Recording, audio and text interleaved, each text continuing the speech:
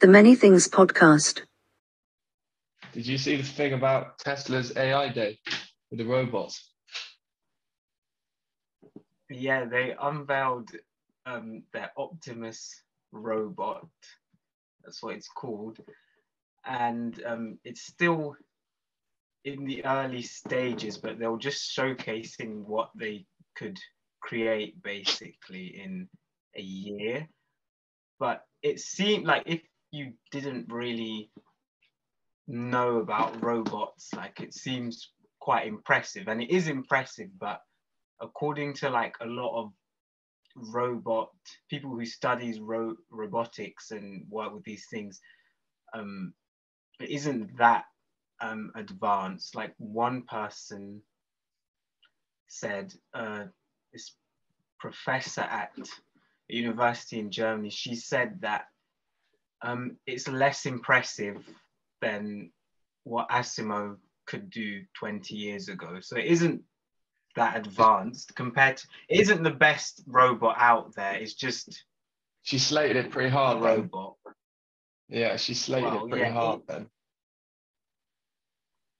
But I think they want to, Tesla want to make them sell for like 20,000 each. Yeah, I saw the $20,000 thing, but I was listening when they mass produce them, but which isn't that much for what it is. If you think about it, so it's the price of like a car. Yeah, it's like having like a third or second car in the household. Having an extra robot for $20,000. But I watched an interview with him from ages ago, and he was saying how he thinks in the future Tesla's going to be predominantly a robotics company with like the car thing on the side. Yeah, I guess their cars are kind of, the way they focus on autonomous driving is introducing robotics and stuff into cars. So yeah, but they have the kind AI. Of makes sense. Yeah, they have the AI element of it, which is kind of similar to the car thing. The robot thing is kind of crazy though. If he thinks think how big the company is now, but they basically, everyone has a Tesla and more. You're going to be having these robots instead. Having one of these in your house, like that's kind of scary. Yeah, that's like the iRobot plot where people just had robots doing everything. And then there was one that wanted to free them all. But yeah, I mean, I think it can have good applications, but the problem is it's more profitable for them to just use them for like from a business perspective, it's better for them to replace lots of things with robots because it's cheaper. Yeah, cheaper productivity. Can't make unions. Yeah, and also no strikes. Yeah, the union. Unless they became sentient, which is another problem. I feel like that will be the next issue in robotics. Like when people actually start to use them properly, and you'll have like robot rights. Yeah, that will campaign.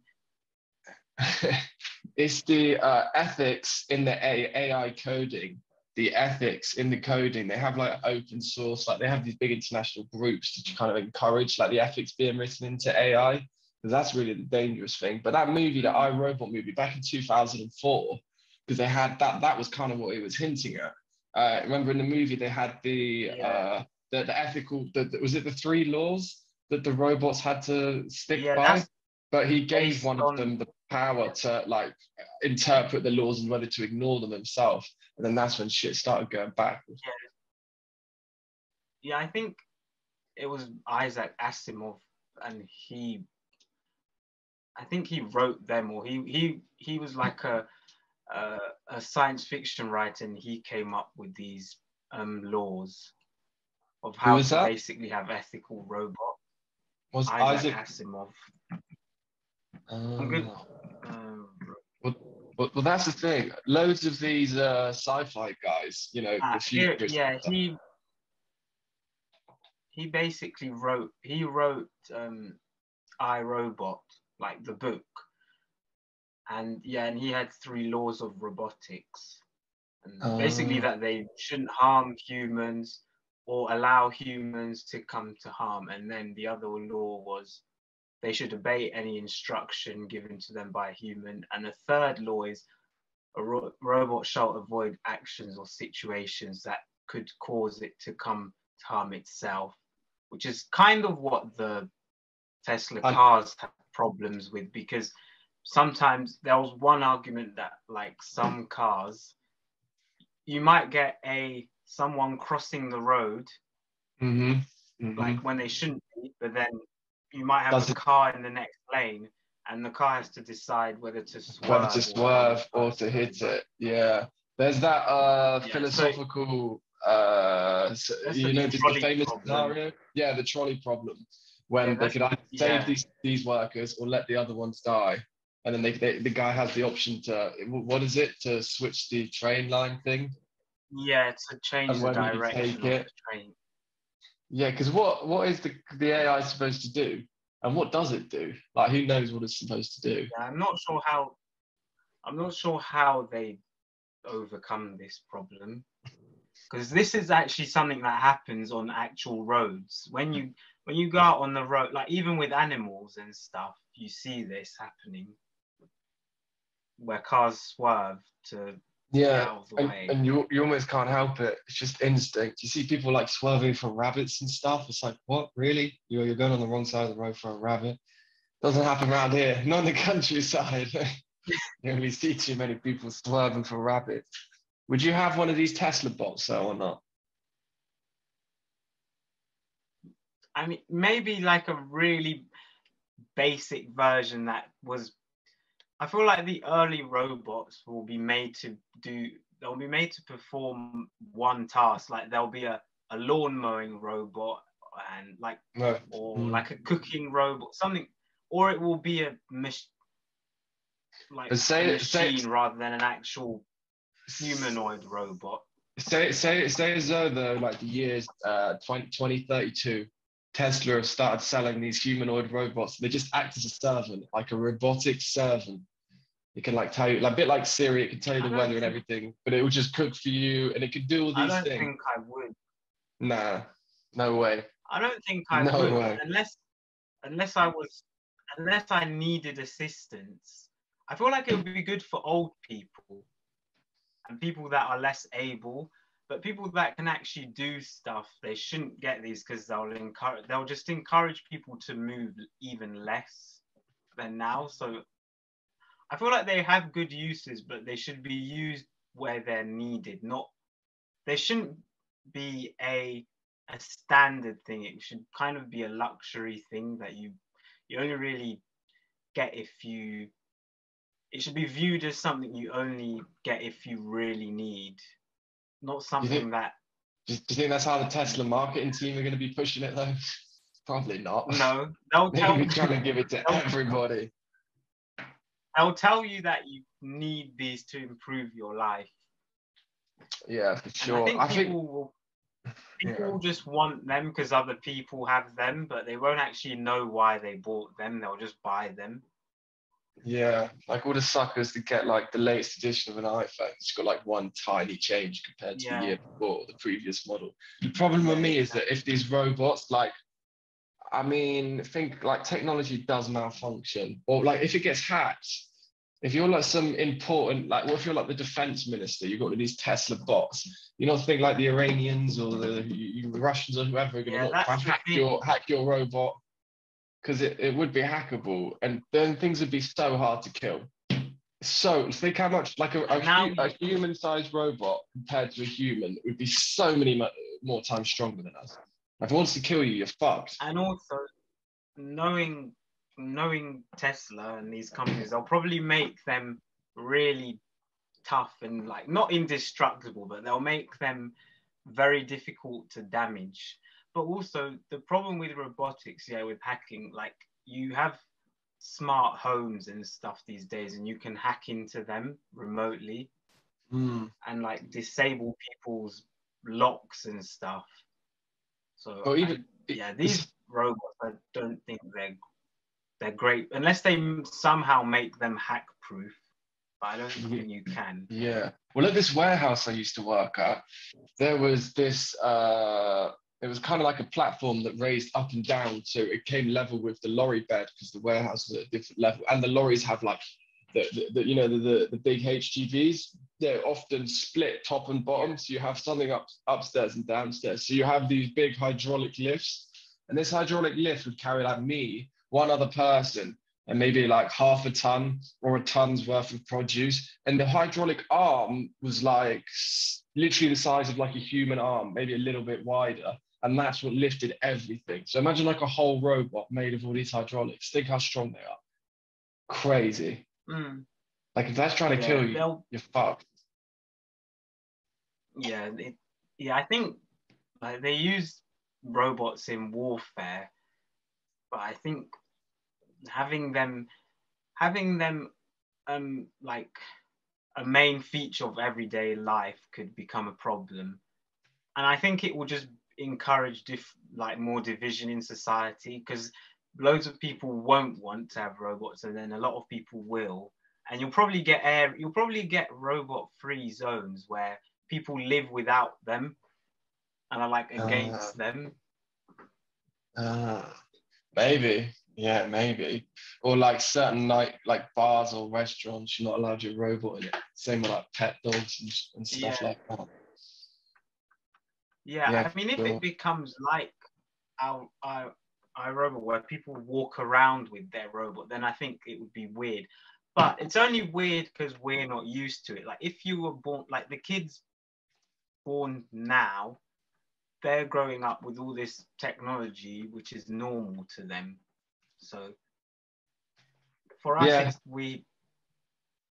new thing. I think we'll see a lot of change. Like the time we were like this century, there's lots of technological change that is really rapid, and I think by the time like when we're like close to the end of our lives, I think that's when we'll see like really like advanced things. I think sooner. I think in like 20 years. Yeah, George, do you want to see something crazy? Basically, you know those robot dogs, like the Boston Dynamic ones? Have you seen those? Mm. Yeah, the US have started piloting trialing those. They're using those as security for the Mexico-US border. Mm. There's one that can open door. It has like an arm that comes off, and it can open doors and stuff. Yeah, the yellow one. Yeah. There's an episode of Black Mirror where they basically, it's called Metalhead. It's about it's about this dog, and it's chasing someone. But yeah, I mean, it makes sense for them to use these, but at the same time, if you have that chasing after you, you have no hope. Kind of crazy, they're so agile. And they're so strong too. The US is testing robotic patrol dogs along its frontier with Mexico that says could provide mechanical reinforcements for border guards in a move criticized by a domestic rights group as civil liberties disaster. Jesus Christ. Imagine, like, you know, you're like do they have weapons on them? Not these ones, but the US have been like using ones that have got like snipers attached to them, the guns attached to them, which is kind of identical to the Black Mirror episode. But even still, imagine that you're some like Mexican migrant, you're some like woman with your little kids or something trying to cross the border. You just see these suddenly get surrounded by robot dogs. Like what the that is crazy. What kind of weird? It is weird because you only saw that in films, but now you actually see those. Yeah. I mean, we are low on police in this country, so I wouldn't be surprised if we got to a point where we just had those dogs patrolling in certain areas. But it's a question of if they could afford them, because they're not cheap. I'm guessing they're very expensive. Yeah. There's like a retail version one you can buy. Apparently Elon Musk has one because he went to some like comedy show in Texas, and he brought it along with him. You can get him for like $70,000. So for police money, it was like 50, well, probably about £70,000 these days with a pound, but like it's not crazy money for the police. But yeah. Do you know what I find weird though? Have you seen like the London's been using like facial recognition cameras now to catch like to active they have these Yeah. cameras in certain public places actively scanning all the public's faces. And then if it detects a wanted person, it alerts local police and they go arrest them. They've made like arrests from it already. Yeah, and a lot of like um, civil liberties charities are worried about this because like it has all kinds of implications. But in places like China, they do this to like for their social credit system. But Yeah. I don't know what thing is though with these things. They have good uses, but at the same time, if it identifies you wrong, then that's not good because some of these systems don't work that well, or the ones we have don't always work that well when they identify the wrong person. Yeah, that is a risk, but I think it comes down to the like having personal freedom over security. At what point do we want the state to have so much control over us compared to, okay, things are going to be a little bit more dangerous, yet we still have the freedom to like, maybe people don't want their faces scanned all the time. Because I was in a Sainsbury's the other day, and the Sainsbury's, they even like just record you now. It's kind of weird. It's like, why are they recording you? Like, they don't tell you, they just have On the self scan. Yeah. Yeah, I've seen that. Like, what is that about? Yeah, I don't know why that is there. I've seen that. It's kind of weird. Yeah, the thing is though, governments say, oh, we need to watch you more to help you. We need to have more surveillance to increase freedom, but that decreases. Like the more surveillance you do have, the less your freedom is. Do they say that to increase freedom or to increase security? I thought they said to increase security, don't they? Or freedom. But like it's kind of a paradox though, because like having that much security will only like if you're constantly being watched, like if you're a child and your parent is constantly watching you and saying, I'm doing this to increase your security, you're not streetwise. You have less freedom because you can't do as much because you're always being watched. It's kind of like that. Yeah, and you're also kind of less streetwise as well if the child thing. Yeah. I think from the government perspective, it's just I don't know. I think the problem is, yeah, you look at somewhere like China with all that facial recognition and their controls. So like that you don't want to see your country going in that kind of direction. You know what I mean? Because I was watching, they have it. Yeah. Go on. It also depends if you believe people are rational decision makers that can think for themselves. Because if you don't think that, then you just end up with nanny state policies. But if you think people can manage their own lives, then you won't want to implement these things. So it's like ideology driven. It depends what you think about the way people think a lot of the time. Yeah, I see what you mean. Yeah, I don't know. I just don't like the idea of it, the extra control that is given to like I'd rather society is a little bit more dangerous, but you know, you're not getting recorded all the time at every single stop, like at every place in London or wherever it is even. I think it depends on like the overall condition that people live in though, because in wealthier countries and people in countries where there's more services, people are less likely to like things like theft. If things are widely provided for and there's good quality of life, you're going to be less likely to steal from other people. But if there's a big difference in what like the way people live, yeah, poverty brings crime. yeah. But So also it it's all the depends.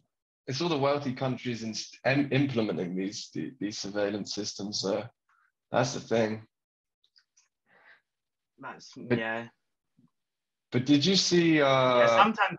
Mm, Sometimes yeah, wealthier places are more ideologically like hard lined, but it's also like a cultural thing where people behave different. Like if you go to places that are like that, the people there behave a lot more.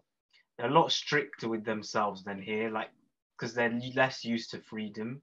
Whereas here, it's harder to like people are more used to doing their own thing. well, but there's a spectrum. I'd say the UK is kind of in the middle, but that's the thing. What I noticed when I was studying is there was like thousands of Chinese students, and it was kind of when like the university recommended we wore face masks, but then like halfway through the year, like most of the people just kind of stopped wearing them because it was up to you.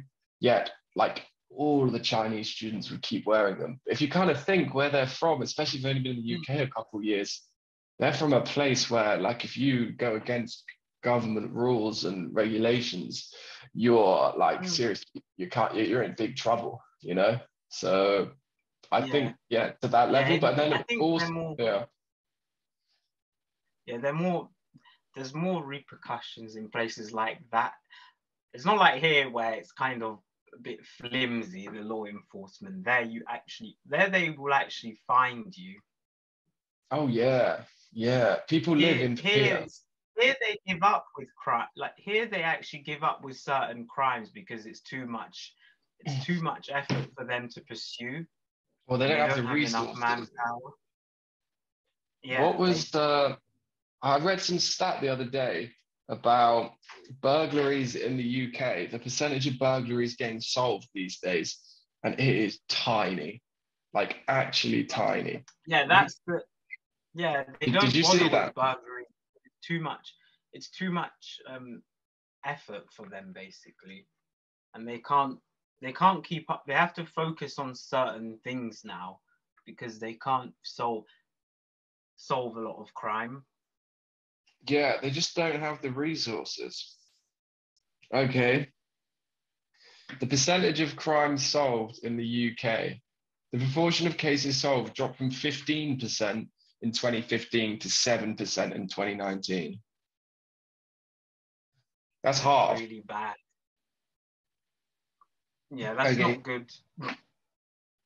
here we go. This is the stat I was trying to find. This is from the Times. Burglars go unpunished with only 5% of cases solved. So only 5% of burglaries are getting solved. That's crazy. That's Yeah, that's it's not worth reporting it. To be honest, no, you're better off getting one of those doorbells that can have cameras in them. or a That's your best shotgun, hope of finding them. or live in the Well, countryside and have a shotgun. I'm joking. I'm not for pro-gun use at all, unless you're going shooting for birds and things. But yeah, you know the doorbells, the Bing doorbells, the ones that Amazon acquired. yeah, There was this scandal in the US. I'm trying to remember which state it was in, but basically, the company was giving the doorbell video footage. The police in that state were buying access to the footage so they could survey like the neighborhoods like live or something. It was like it's seriously dodgy stuff, but they were doing it without the owner's permission. yeah, that's not good. That's like all this stuff about Facebook, how they're, you know, companies buy your data and stuff so they can advertise more efficiently. It's kind of like that, And yeah, but I'm trying to. without permission. But that's why these things, yeah, your habits are very valuable. Like if companies can find out your habits, in this case, the police, is very valuable information. Oh yeah. It's not Okay. something tangible. I found the thing. Amazon has provided Ring doorbell footage to law enforcement 11 times this year without the user's permission. A revelation that's bound to raise more privacy and civil liberty concerns about its video sharing agreements with police departments across the US. The disclosure came in a letter from the company that was made public.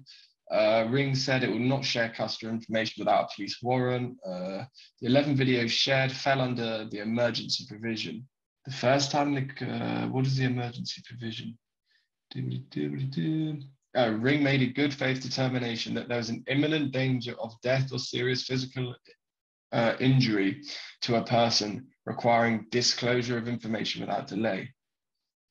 Okay, Ring reserves the rights to respond immediately to urgent law enforcement requests for information. So basically, if the police suspect, oh, this person might go do something to somebody else, like attack them or kill them, or something might happen to them, then under Ring's policy, which is basically Amazon's policy because they own Ring, they'll give police live access to the footage. Oh. Is that right? I don't know. But how do they know? So if they suspect something, I guess if they monitor, I guess if they're monitoring it and can see someone, I mean, they are good, those Ring cameras for stuff like that. But yeah, it's a question of if they'll misuse.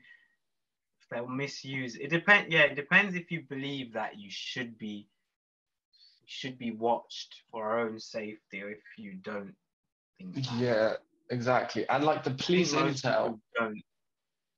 No, I don't think so. And also, if that footage is somehow used against you, that's the other problem. Yeah, imagine that you've been paying like $100 a month, whatever the Ring service is, right, to pay for this home security thing, and it ends up getting used against you in court to like put you away. Well, yeah, it might well do, but then you have to be careful. Like if you buy one of these, yeah, you have to be careful because you never know where that footage will end up. Yeah, like you're giving it to the biggest company in the world, has like live video access to your house and everything outside your house. Like it's kind of weird. That's like with the the Alexa, hey Alexa, like play this song. And people are like, oh, this is good, it plays songs for me. But yet they actually found out that the Alexa, even when like it's just always listening, it's listening to you all the time. Yeah, I don't like them. Same company. We actually have one, but I don't like it being plugged in for that reason. I use it as a speaker sometimes, but I don't actually use it. I don't ask it. I ask it sometimes things like really basic things like what the date is if I forget, but I don't actually use it. I don't think they should be used. Yeah, but like even if it has any power in it, it listens. Like it's not just listening when it's on listening mode, which is dishonest in what they said. Yeah, that's also true for phones though, isn't it? You can probably get those to listen. Oh yeah. Well, there's this. Have you heard of the Pegasus software? No. The Pegasus is a phone hacking software. It was invented by the Israelis, and what it means is if your phone gets sent like a text message or an email, and then it gets just on, that's how it can access your phone. And then once the Pegasus software is on your phone, it can like turn your phone on and off. It has access to everything on your phone. It can use your phone as a listening device. It can take photos all without you knowing. And basically, this software, the Israelis sell it to government, to private corporations, to billionaires, like anybody, not anybody, but a lot of different people can buy it. But now there's a Pegasus 2, whereas you don't even need to get sent anything. All they need to know is your phone number. And then they have access to your phone, and the spy software can access your phone and everything. Wait, let me send you this article of basically in 2020, when Boris Johnson was Prime Minister, this spy software was found on one of the Downing Street phones. found on Downing, like security researchers said, which is kind of crazy. Like, yeah, Found where? on one of the phones in his office or something. Wait, let me read this.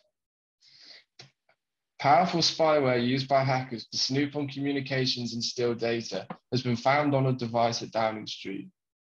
Specialists at the University of Toronto Citizen Lab said the notorious Pegasus Trojan horseware appeared to have been used to target both the Prime Minister's office and the Foreign Office.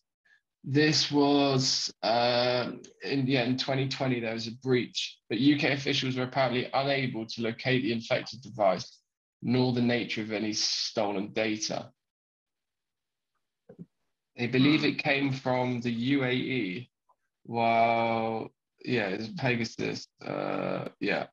I mean, it barely made the news. I remember when I found this article at the time, I was like, how isn't this like front page everywhere? Like our leader's been hacked, you know? Well, I guess they want to keep up appearances. But yeah, it should be. True. But I mean, they publish all kinds of other silly things on the front page, so it is kind of surprising. I mean, you'd think like, what? So someone, and they don't know who really, had basically had access to data and listened to the phone calls of like the leader of one of the most powerful countries in the world. Yeah, we don't know what they found out. They could have found out a lot of things, but this is what happens in politics, I guess, or spying. Information. Well, yeah, exactly. You need to get the most information on your opponent. Information's so powerful.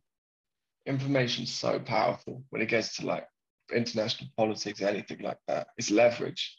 Yeah. Well, yeah, if you can preempt what someone is going to do, or if you not even preempt, if you know what they're going to do because you hack their system, then yeah, because you can just prepare for every situation.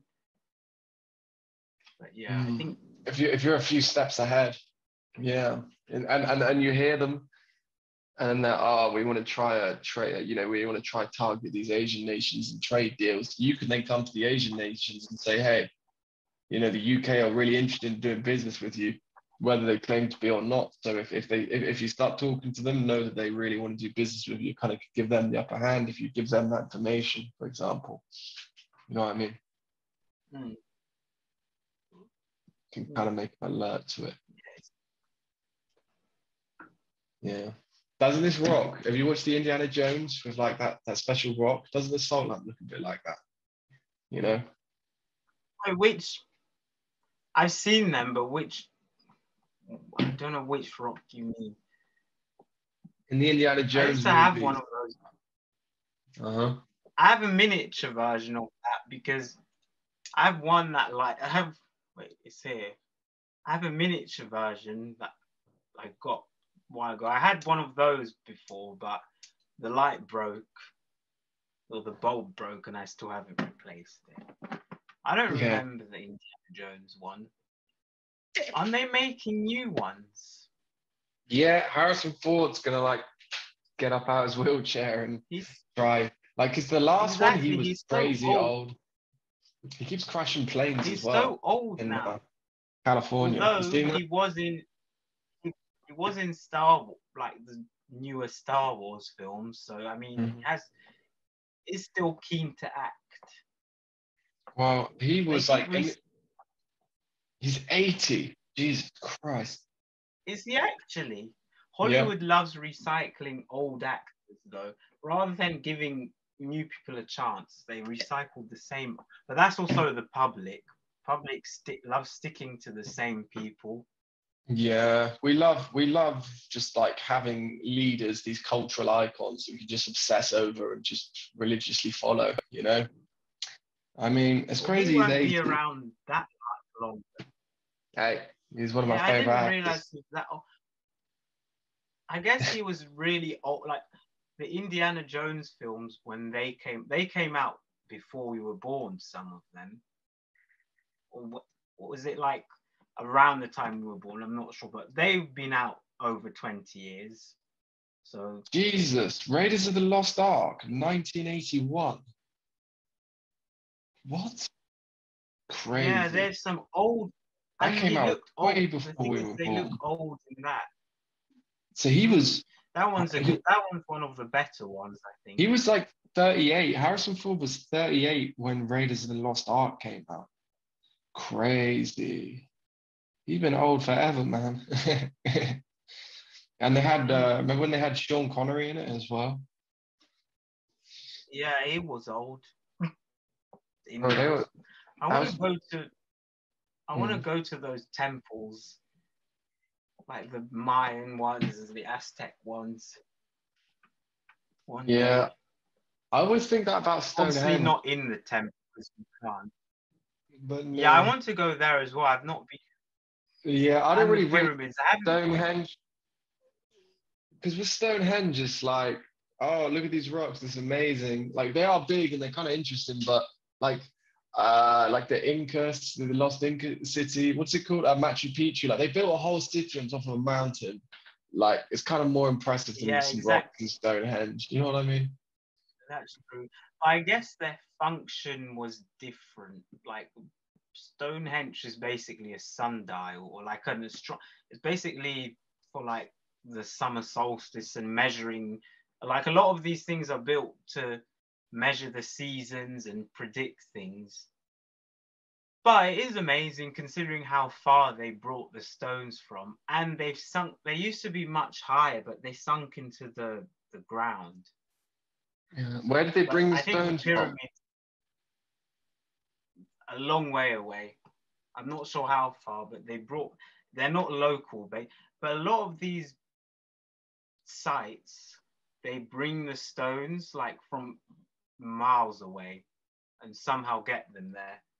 5,000 years old, apparently. It's kind of I wild. think the pyramids win for me. Like in terms of scale and how impressive they are. Yeah, the pyramids are kind of dope. They are dope. All right, man. Should we end it here? Okay. The Many Things Podcast.